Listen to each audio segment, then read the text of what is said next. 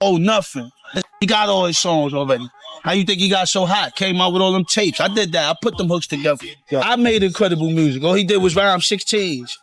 Well, you know, I made incredible. I made the hooks. I made the melodies. Yeah. I made the shit, dog. I'm the man. I banged it just enough to get my room so I could ram his shit up, ram it up his ass. Right? My window was there. He tried to grab me. So when he came in the window, I punched him in the face. Max B and Jim Jones used to rock together like real family.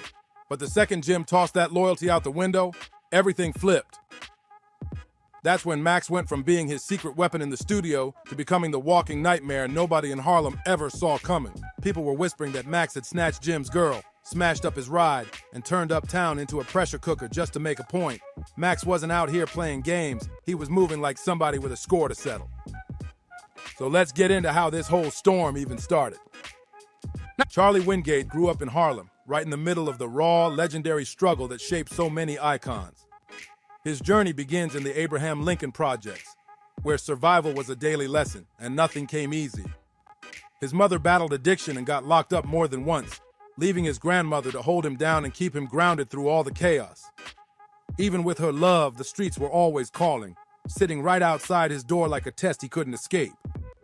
But before he ever brought that wavy sound to the rap game. So Jim Jones, compare the names. Look, Max Bigervale, Jim Jones. That don't even add up. That's not on my level, man. Little Charlie was actually finding his voice in the boys' choir of Harlem. That's where the roots of Max's whole style came from. That smooth, lazy tone, that melodic flow, that wavy vibe that later made him a legend. But the music couldn't drown out real life forever.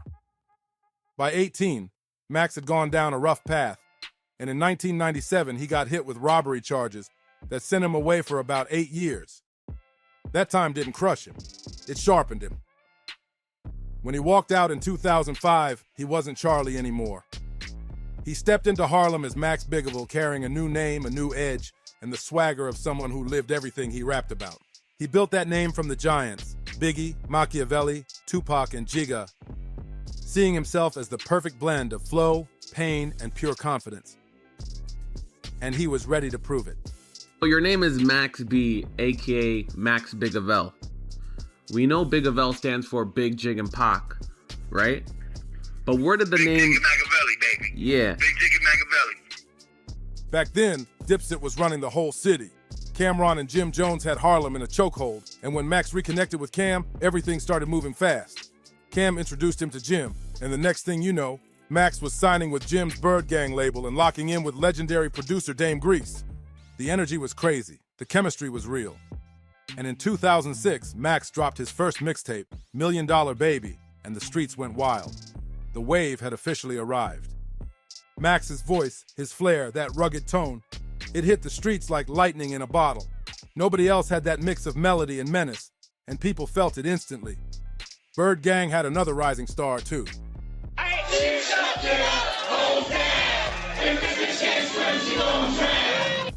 Stack Bundles. With Max and Stack moving together, Jim Jones was sitting on a gold mine, and he knew it. Max became the hidden cheat code, dropping hooks and verses that turned Jim's tracks into anthems that blasted through every block. Songs like Baby Girl became stamped classics, and anything Max touched leveled up instantly. But even with all that heat in the studio, Max could never outrun the street energy that followed him everywhere. And in September 2006, everything flipped in a way nobody could have predicted. His ex-girlfriend Gina Conway started telling him about this dude named Alan J. Plowden, a flashy guy running mortgage and mail scams, rolling around with big stacks and expensive rides like it was nothing. Gina laid everything out, and the story goes that jealousy and hunger mixed into something dangerous. She claimed Max straight up told her they could hit a lick and he'd make it worth everyone's while. Whether it was greed or desperation, something pushed the plan forward fast. Max wasn't anywhere near the spot when things happened, but prosecutors painted him as the mastermind behind the whole setup. Boyfriend Charlie Wingate, aka Max B, a rapper, about the men's money. Then Wingate reaches out to this man, Calvin Leardom. Gina Conway, who was bouncing between dealing and stripping, testified that Max sent her and his stepbrother, Kelvin Sims Leardam, to rob Plowden at a Holiday Inn in Jersey. The plan was simple: break in while he was out partying and grab whatever cash was inside. But nothing about that night went right. Gina and Sims were reportedly driving around lost for hours, missing exits, wasting time, and messing up the whole schedule. By the time they actually got to the room, Plowden was already back, knocked out next to another woman. And then out of nowhere, a man named David Taylor walked in, somebody who wasn't even part of the story. Sims panicked and fired, shooting Taylor in the face execution style, turning a sloppy robbery into a full-blown homicide case. Everything spiraled in seconds. And Gina Conway was the first one to fold when the pressure hit. Once she got caught, she spilled everything to protect herself. She dropped a 169-page statement and blamed Max for the whole thing, calling him the one who set it all in motion. She said he promised her everything: money, loyalty, forever, if she helped him pull off the plan. When the feds finally came for Max, they didn't play around for even a second. They arrested him and slammed him with major charges, including felony homicide, and hit him with a massive $2 million bail. And as Max B sat in that cold jail cell, everything he built started hanging by a thread. Time froze for Max, but the world outside kept spinning fast. And right in the middle of that motion was Jim Jones, the same man who signed Max, the same man Max once trusted like family. It all began the morning of September 22nd at the Fort Lee Holiday Inn. Police are called there after a man is shot to death. The victim, David Taylor from Florida, was staying in room 227. Jim was suddenly everywhere, louder than ever, shining on every channel and every stage like nothing else mattered. Then came We Fly High, also known as Ballad, and that track exploded instantly. It became the anthem, the biggest hit Jim ever had, a whole movement wrapped in one hook. But Max insisted he wrote it, saying he ghost wrote that song and a bunch of Jim's other hits too. Imagine being locked up while someone else is outside collecting the fame that you believe came from your pen. While Jim was stacking checks and doing interviews nonstop, Max was sitting behind cold bars, fighting for his freedom and his name. After 10 long months, his bail finally dropped to $90,000. And that's when Jim showed up. But not like a friend coming through out of love. Reports say Jim didn't offer help out of loyalty. He used the bail as leverage. They say he told Max he'd only help if Max signed over his publishing and agreed to do 6 albums under him. Max was desperate, stuck in a cell, and running out of options. So he signed, losing control of his own future so he could breathe free air again. Got him in his drive already. I don't owe nothing. He got all his songs already. How you think he got so hot? Came out with all them tapes. I did that. I put them hooks together. I made incredible music. All he did was rhyme 16s. Well, you know, I made incredible. I made the hooks. I made the melodies. Yeah. I made the shit, dog. I'm the man. Max walked out in July 2007, but he wasn't the same man. He came out colder, sharper, and carrying a heart full of resentment. He was broke, locked into a deal he hated, and watching Jim profit from the very sound he created. And while Max sat in that cell, his name grew louder and louder in the streets. Mixtapes, DVDs, whispers in every corner saying, "Max is wavy," turning him into a street legend. But that only made things clearer. If Jim wasn't going to give him his proper shine, Max wasn't staying silent anymore. He wasn't just pushed out politically, he was stripped financially. Jim owned all of Max's publishing. Every hook, every melody, every ad-lib, every catchy line. Jim was collecting money from all of it. And this wasn't just business. The friendship was gone. The bond was cracked. Max was left with a heart iced over by betrayal and a mind ready for payback. So he stepped away from Bird Gang with a mission that wasn't hidden at all. If Jim wasn't going to give him what he earned, Max was going to tear the whole relationship apart publicly. And he didn't waste time, because Max soon linked up with the perfect ally, French Montana. I banged it just enough to get my room so I could ram it up in. Right? My window was there. He tried to grab me. So when he came in the window, I punched him in his face. Originally, you were sentenced to 75 years. But then last July, you said you got reduced to 20 years and then to 12 years. Back then, French wasn't the superstar he is today, but he was hungry, strategic, and ready for chaos. French Montana was a raw street figure, known for his Cocaine City DVD series that showed real life in the Bronx and far beyond. He wasn't polished. He wasn't industry clean. He was tapped in with the trenches in a way that cameras couldn't fake. French already had his own tension with Jim Jones. There had been a shooting situation where people claimed Jim spread negative talk about him, and that created a quiet grudge simmering in the background. So when Max and French finally locked in, it wasn't just two artists linking.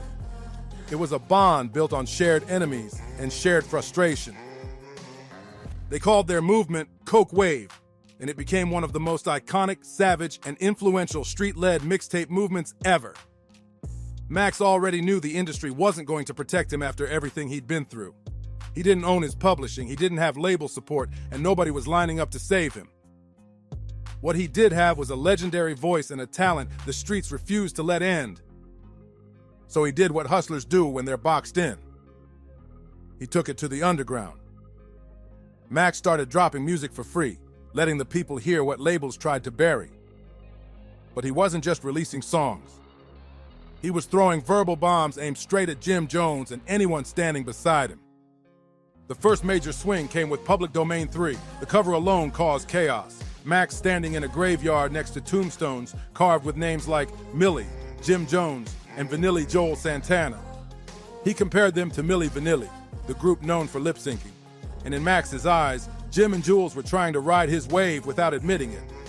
Max mocked them openly, dropping tracks with titles like Lip-Side Rappin' and spitting lines like, "I know them dudes need me. I was giving them the loots, but them dudes done blew it." Every track was a punch aimed right at their pride. But Max wasn't stopping at music. He attacked reputations, egos, relationships, and the entire image Jim Jones spent years building. And then came one of the wildest moments of the whole beef, the track She Touched It in Miami. That record shook the city. Max claimed Jim's longtime girlfriend, Chrissy Lampkin, had been with him in explicit ways, rapping, "Chrissy sucked it in Miami while Big Evil hit it from the back in her fanny." Max delivered those lines laughing, making Jim look like he was being played by people close to him, and the streets ate it up instantly. It was messy, it was personal, and it pushed the beef into a level nobody expected. Jim Jones was stunned, straight up blindsided by how hard Max came at him. He didn't expect that level of smoke, and suddenly he was scrambling to defend himself in every direction. Jim tried denying everything, tried brushing off the allegations, and even tried downplaying Max's impact, calling him just another washed-up rapper who never got off the shelf. He even said Max didn't write We Fly High, but the streets weren't buying that at all. Max's voice was all over the early reference tracks, and people started asking real questions about Jim's actual role in Dipset's whole rise. And Max wasn't moving like someone bluffing. He acted like he wanted battle, and he backed it up loud. Max claimed that one day Jim tried setting him up by blocking his car in a parking lot. According to Max, he peeped the setup, hit the gas, rammed Jim's Bentley out of the way, and even landed a couple punches before spinning off. The story sounded wild, but Max was proudly showing off dents in his own car like badges of honor. Then came November 2008, the day Max and French decided to confront Jim face to face. They rolled deep into Manhattan, walked straight into a building where Jim was recording, and made it clear the city wasn't comfortable territory for him anymore. Max later claimed Jim saw things heating up and called the cops, which only fueled the disrespect even more. Around that same time, their crews clashed at a Brooklyn club, turning the entire place into chaos. Chairs flying, people scrambling, and K9 units rushing in. It played out like a movie scene, but it was real life. It showed just how deep, personal, and dangerous. By the time everything settled, Max B didn't just diss Jim. He turned him into a walking punchline. Max became a cult figure, the kind of artist who didn't need a label, a budget, or industry cosigns to leave a mark.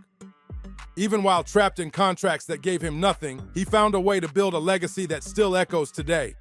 His mixtapes flooded the streets, and people played them like scripture. But while the beef kept spreading through the streets and mixtape circles, Max was heading straight toward the biggest fight of his entire life, a criminal trial that threatened to bury the wave forever. On June 9th, 2009, Max stepped into the Bergen County Courthouse like a man who believed his own truth, moving with confidence and a whole crowd behind him. Cameras rolling, supporters cheering, and Max swaying like he knew the story wasn't over yet. His legal team was talking big too, promising a fight the world wouldn't forget. Max's legal team came out swinging, bragging that they tore apart the prosecution's main witness during cross-examination. They were talking about Gina Conway, the same woman at the center of the whole situation, the one who flipped and testified against Max and his stepbrother, Kelvin Leardam, in exchange for a lighter sentence. Max's lawyer tried painting her as a scorned woman, someone twisting stories to protect herself. But courtrooms aren't like the streets. You can't win a case off swagger, confidence, or reputation. And when that jury stepped back in with their decision, everything Max believed about loyalty and street code got shattered instantly. Max was found guilty on 9 out of 11 counts, including armed robbery, conspiracy, aggravated assault, and felony unaliving. Even though he wasn't there when the trigger was pulled, the prosecution convinced the jury he was the mind behind the plan, that he set everything up and pushed Gina and Kelvin to hit the lick so he could benefit from the aftermath. The whole case basically hung on Gina Conway's testimony. She struck a deal. Her original homicide charges were knocked down to armed robbery and manslaughter in exchange for telling everything she knew, landing her a recommended 18-year sentence. The defense tried to tear that apart, claiming Gina built half her story just to cut her time. In a wild twist, Gina even testified at one point that Max knew nothing of a robbery, saying she used Max B's name to convince Kelvin to go through with it. The defense pushed the angle that she'd later dragged Max into it out of heartbreak and survival, trying to reshape him into the mastermind in exchange for leniency, but the jury wasn't feeling any of it. They didn't buy the heartbreak angle, the contradictions, or the attempts to separate Max from the plan. And when sentencing day came on September 3rd, 2009, Max B got hit with a brutal number, 75 years in prison. He'd be eligible for parole in 2042, a date that felt like another lifetime away. Just like that, Max went from a street legend buzzing through the whole city to an inmate locked behind bars overnight. While the streets were hurting for Max, Jim Jones looked like he was celebrating his position from a business angle. He really thought he'd played the ultimate checkmate. Max locked up, his voice silenced, and Jim still holding full control over all the publishing tied to Max's music. Every hook Max ever wrote, every melody he laid down, every penny made from those tracks was landing straight in Jim's pocket. And Jones didn't keep the disrespect quiet either. He mocked Max publicly every chance he got. He threw goofy nicknames at him, brushed him off like he didn't matter, and kept telling the world Max had been washed long before he even started.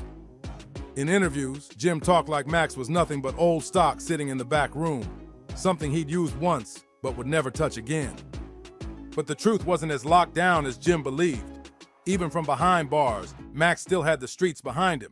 His name echoed too loudly, his influence was too strong, and people weren't letting his legacy fade away. Max kept in touch with French Montana, DJs, underground labels, anybody who could help keep his presence alive while he fought through his sentence. Then May 2010 hit, and everything flipped in a huge way. A judge delivered a decision that shattered Jim Jones's whole power hold. The court ruled that Jim no longer had any control over Max B's career or his music rights anymore. The judge said Max had fulfilled the terms of the contracts he signed back in 2005 and 2007, which meant the chains tying his art to Jim's pockets were officially cut loose. In simple terms, Max was free, at least on paper. His creativity belonged to him again, not to someone else's business empire. He was still in prison, but that contract grip was gone forever. With that breakthrough, Max was finally able to drop his long-awaited album Vigilante Season in 2011.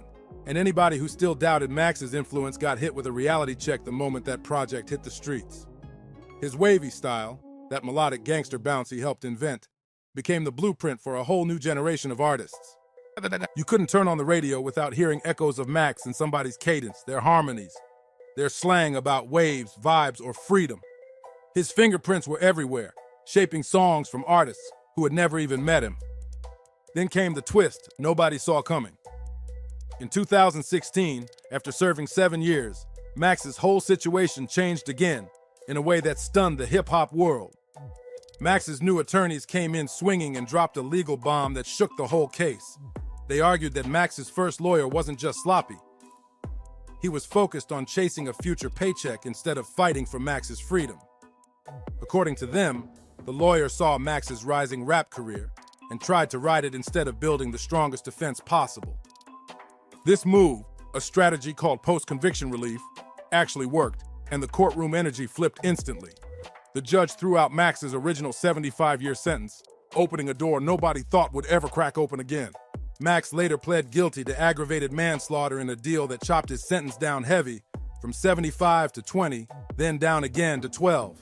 And since Max had already served years by that point, the finish line finally showed up. He wasn't going to grow old behind bars. His official release date was set for November 9th, 2025. By then, Max B wasn't just a rapper. He was a myth walking. His influence was everywhere, from dusty freestyle ciphers to Kanye West's star-packed albums. Kanye even tried naming his 2016 album Waves until the Wave community checked him, forcing him to publicly acknowledge Max's impact. Kanye even put Max's voice on a track.